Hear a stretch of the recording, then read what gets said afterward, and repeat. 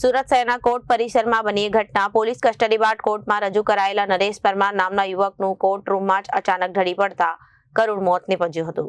કોર્ટમાં રજૂ કરતી વખતે તેની તબિયત કથળતા મૃત્યુ થયું હતું।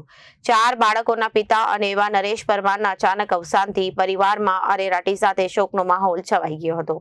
પોલીસ કસ્ટડી બાદ કોર્ટમાં રજૂ કરાયેલા નરેશ પરમાર નામના યુવકનું કોર્ટમાં જ અચાનક ઢળી પડતા કરુણ મોત નીપજ્યું હતું। કોર્ટમાં રજૂ કરતી વખતે તેની તબિયત કથળતા તેનું મૃત્યુ થયું હતું। 4 બાળકોના પિતા એવા નરેશ પરમારના અચાનક અવસાનથી પરિવારમાં અરેરાટી સાથે શોકનો માહોલ છવાઈ ગયો। કતારગામ પોલીસ સામે પરિવાર દ્વારા આક્ષેપો કરાયા। ચોરીના ગુનામાં પોલીસે નરેશ નામના યુવકની અટકાયત કરી કોર્ટમાં લાવવામાં આવ્યો હતો। આપનું નામ? રીનાબેન। તમારું રહેવાનું ક્યાં બેન? મારું અમરોલી, મારા ભાઈનું કામ છે। આ ભાઈ કોણ છે તમારો? મારો સગો ભાઈ છે। એને કોને લઈ ગયા હતા અહીંયાથી? એ કતારગામ પોલીસ લઈ ગઈ હતી, રાતે 10-11 વાગે લેવા આવ્યા હતા। પેલા દારૂના કેસમાં લઈ ગયા, પછી એની માથે ચોરી નાખી દીધી।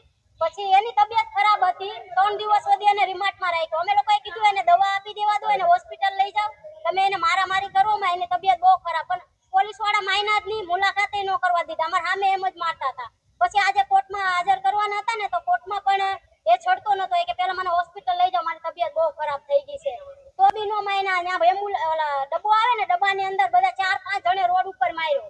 એ તમારે એનો બધું ચેક બોલો આવે ને વિડિયો, એ બી તમને તા પોલીસ સ્ટેશનમાં, હા એ બી રોડ નું મળી જશે, કેમ કે તા કતારગામ પોલીસ સ્ટેશન ની સામે જેવું કર્યું છે।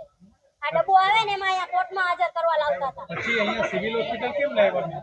હા, એ લોકોને અહીંયા એને છે ને, એટલે અહીંયા એને હાજર થવાનું હતું જજ સામે, એ છૂટવાનું હતું, પણ આ લોકો છૂટવા નતા દેતા।